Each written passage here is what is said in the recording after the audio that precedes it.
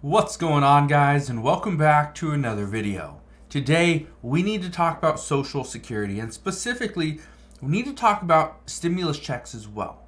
What's going on? Because we've been hearing more and more reports that Social Security recipients are getting stimulus checks, that there's now discussions surrounding stimulus checks and Social Security recipients. So I want to break down what's going on because there is some good news here. This is not all bad news. This is good news.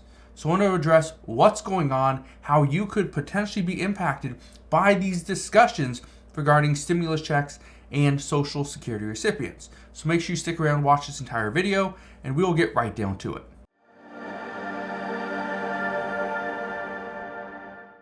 So in a time when inflation is still higher than what the Federal Reserve wants it to be, when millions and millions of Americans are struggling to make ends meet, why are we discussing stimulus checks? Well, it's actually for one simple reason, because there were errors. I want to show you this. It says stimulus check payment error sparks calls for a Social Security investigation. This was just from 2 days ago. Now, why would Social Security recipients be impacted by a stimulus check? Well, it's actually pretty simple. What happened over the pandemic was there were multiple stimulus checks that were sent out. And as long as you were not a dependent, then you would have received the first stimulus check. Okay? Keep this in mind. Stimulus checks came out. They were $1,200, they were $600, then they were $1,400. If you were on Social Security at the time, it could have been SSI, okay? That's the main one that's being impacted because you have an asset limit. You can't have too much money in your bank account. If you do, then you cannot get your payment. Well, guess what? When those $1,200 stimulus checks came out, that pushed many people up over the limit. They had more than the $2,000 or $3,000 for a couple, and so because of that, they actually were not eligible for their monthly payment, their SSI benefit. Because of that, now the Social Security Administration is trying to claw back that money. This is the biggest reason why there's discussions of stimulus checks for Social Security recipients. Because now they're being told that you got to send that money back. Now, we could see changes here, but again, we don't have a Speaker of the House. We haven't had one for about 3 weeks. So because of this, we are actually in limbo. How can Congress change the law when they don't have the person that is in charge of bringing the bill to the floor? Again, it's a major issue. Now, because of this issue, it is now being taken upon the Senate to start the negotiation process for our government funding bill. This was just told to us a couple days ago. Now, here's one thing I can tell you. Right now, there's a lot of back and forth regarding Social Security, but all these discussions and negotiations mean absolutely nothing if the United States ends up further in these wars. There's a war between Ukraine and Russia. There's also a new war between Israel and Gaza. The problem with all these things happening is that experts believe, let me get this right, okay, experts believe that if the United States is more involved the United States is more involved than they expected.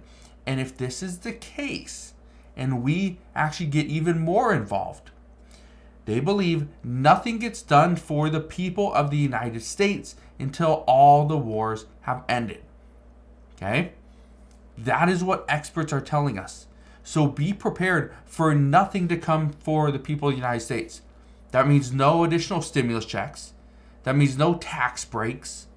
That means, a lot of issues are going to just compound over the next few months or potentially years. We don't know. Here's one thing I can tell you though. The problem that we're having right now can be resolved, but it's going to take many people within Congress to put their own agendas aside and decide what's best for the American people. What's best for the American people at this time is we need a Speaker of the House. Experts say that not only do we need a Speaker of the House, we need to ensure that our government is funded past November 17th. That is less than a month away.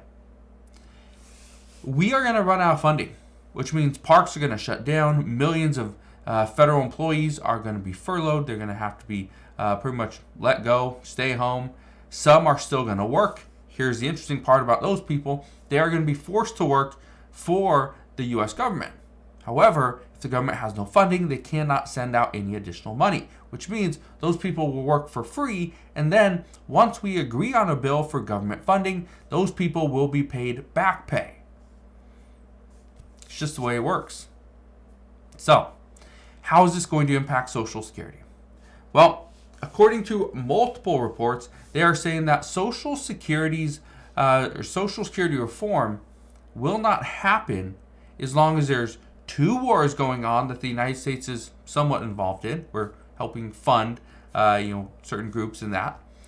But also, we have to figure out the government funding bill. We have to figure out our speaker situation. There is a presidential election next year. So some are now saying that these talks of stimulus checks to Social Security recipients, they're not so far-fetched simply because there is a need for additional income. However, a stimulus check, a simple check they send to you, one time or every month, whatever it may be, is probably out of the question. But can they get additional stimulus? The answer is yes. According to multiple reports, they say that yes, stimulus to Social Security recipients is more than possible. Here's why. And obviously you got to read between the lines because nobody's coming out and saying that we're going to do this, this, and this. Because nobody has any answers. Again, we don't even have a Speaker of the House.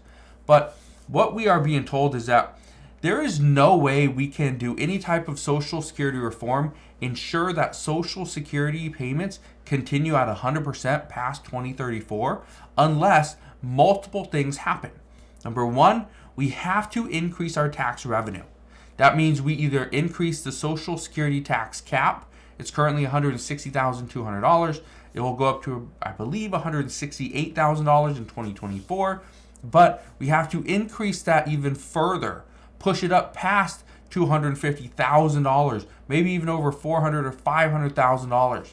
We don't know the exact figure yet, but we have to increase that. We also need to increase the full retirement age.